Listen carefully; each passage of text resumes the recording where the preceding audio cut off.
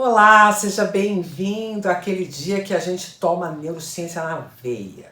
Terça-feira é o dia que a gente aprofunda nosso conhecimento sobre os mecanismos do cérebro e eu tenho certeza que o tema de hoje vai te interessar, não só para aqueles que são neurolovers, que aprofundam mesmo o conhecimento sobre neurociência, mas para todo mundo, porque eu quero falar sobre um pouquinho sobre essa dinâmica dos adolescentes, seus comportamentos de risco e o que isso tem a ver com o cérebro adolescente e as mudanças que ocorrem num sistema super importante que é o sistema dopaminérgico. Então, se você tem interesse nesse assunto, senta que lá vem história. É neurociência na veia aqui no Nada Trivial.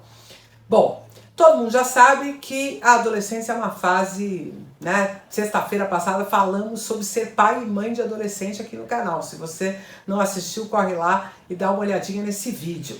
Mas eu considerava justamente que parte dessa dificuldade relacional que existe entre os pais e seus adolescentes é porque o adolescente ele está se desligando do processo familiar e buscando novas fontes de prazer, novas fontes de relacionamento, novas fontes de dopamina.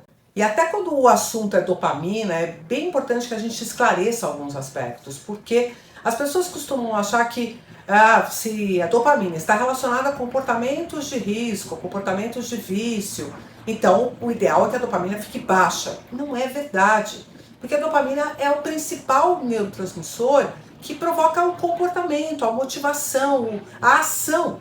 Então, se a dopamina está baixa, isso significa que a gente não vai ter drive para se comportar. Inclusive, isso é uma das coisas que acontece nos quadros de depressão, né? Você tem uma diminuição das monoaminas, inclusive a dopamina, o que vai fazer com que o indivíduo tenha dificuldade até mesmo de levantar da cama.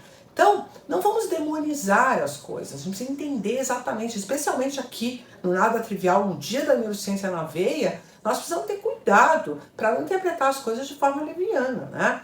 Então, a dopamina é um neurotransmissor fundamental, muito especial. Mas o que acontece durante o desenvolvimento do adolescente? Ele tinha marcado, durante a sua infância, uma porção de comportamentos que eram provocados pelo aumento de dopamina frente a uma oportunidade. Então, vou dar um exemplo. Vamos na casa da vovó.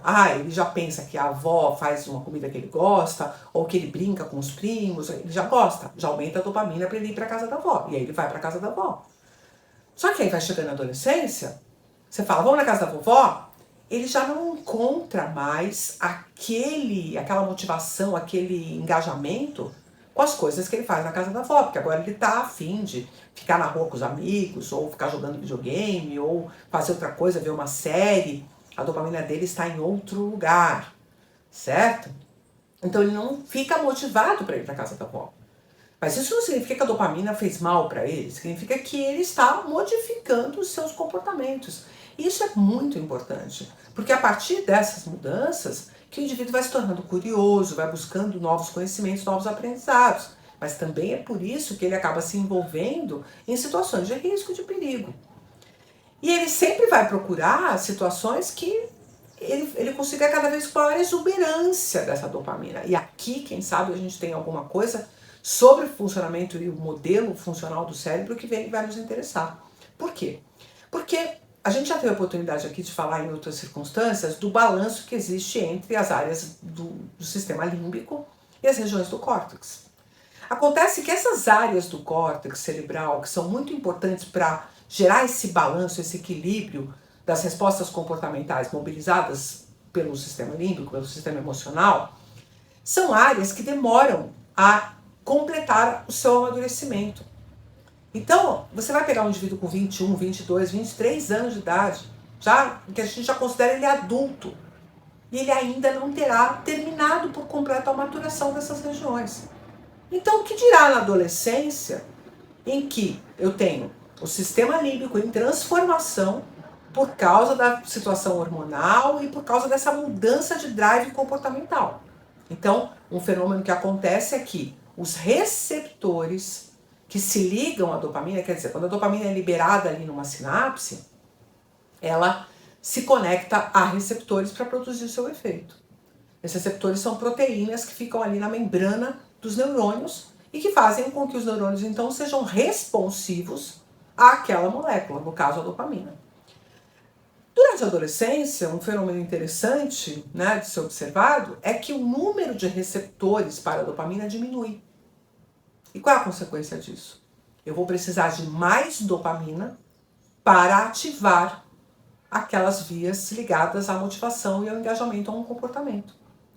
Então, vamos entender isso na lógica do comportamento. A criança ia na casa da avó, a dopamina que ela liberava para ir na casa da avó estava ok, era suficiente para ela agir. Só que aí mudou o balanço dos receptores, ela começa a ficar mais exigente, precisa de mais dopamina. Então agora aquilo que ela vivia na casa da avó, que ela meio que se acostumou, que já tá meio, né, como é que fala, carne de vaca, né? A dopamina já não é suficiente.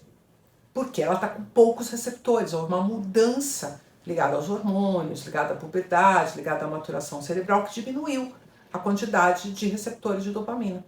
E aí eu vou precisar de mais dopamina. Então agora, ele precisa, essa adolescente precisa ser provocado com estímulos que são mais liberadores de dopamina, que geram mais curiosidade, geram mais interesse, produzem maior recompensa, maior nível de prazer. E por isso ele vai se engajar cada vez em comportamentos que podem ser mais arriscados. Às vezes ele vai se engajar em estudar sobre coisas que você fala, caramba, tá estudando sobre mitologia grega. E aí fica louco no livro de mitologia grega, 5, 10 dias lendo mitologia grega sem parar. Por quê? Porque ele encontrou ali uma fonte, né, de interesse, de prazer, que libera uma quantidade de dopamina suficiente para mobilizar o sistema dele. E aí lembra que eu te falei das áreas do córtex que não estariam completamente maturadas? Então, essas áreas são justamente as responsáveis por produzir um balanço, por avaliar se aquele comportamento, mesmo me trazendo prazer, não é arriscado demais ou não é inadequado. E aí, do ponto de vista do sistema límbico, o medo está sendo confrontado com uma expectativa de prazer muito alta. Então, tudo aquilo que você plantou ali no adolescente, como pai, como mãe, é perigoso, é arriscado, isso vai ficando menor. E a necessidade de buscar coisas que dão prazer vai subindo. E o córtex não está pronto para modular isso. Então ele se engaja em comportamento de risco, ele erra. Ele vai sofrer consequências muitas vezes por causa desses erros. Ele deixa para estudar na última hora para a prova, procrastina, por quê? Porque procrastinar é uma fonte de prazer. Né? Adia os compromissos, não faz o que tem que ser feito, não se mobiliza para ajudar em casa com alguma coisa e tal, justamente porque ele está com um balanço motivacional completamente diferente do que ele tinha no passado. Né? Você pode até, quem se relaciona com esse adolescente, pode até achar que ele já não gosta mais, não é nada disso, ele mudou completamente os níveis de transmissão desses neurotransmissores, atuando sobre uma quantidade de receptores bem menor. Ele vai precisar de mais dopamina para ativar esses receptores, vai procurar cada vez comportamentos que trazem mais isso. Só assim, Carla, mas o cérebro então do adolescente é uma porcaria. Não, pensa na natureza. Você sabe que tem muitos animais que durante o período da adolescência eles passam por verdadeiros rituais de isolamento.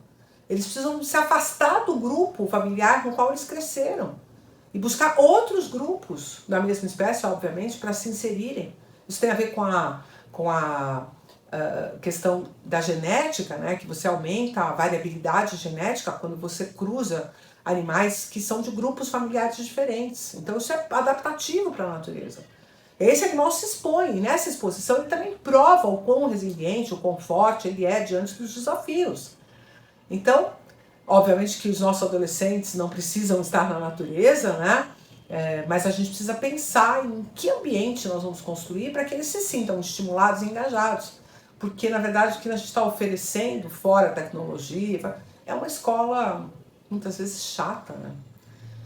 Um relacionamento social enfadonhado, uma conversa que é sempre o vestibular, a faculdade, a profissão, a vida. Ele quer falar de outras coisas, né? Ele está interessado em outras temáticas. E por isso mesmo ele está se interessando por coisas novas. Então, essa é a dinâmica que ocorre no cérebro adolescente, que ajuda a explicar aquilo que eu contei para vocês na sexta-feira, né? No vídeo do Nada Trivial de sexta-feira, que a gente falou sobre a situação que os pais de adolescentes enfrentam. E agora esse vídeo aqui termina de explicar essa história, tá bom? Eu espero que você tenha gostado desse vídeo. Você sabe que todo dia útil é dia de vídeo novo aqui no Nada Trivial, e que se fosse trivial não ia ter a menor graça, né?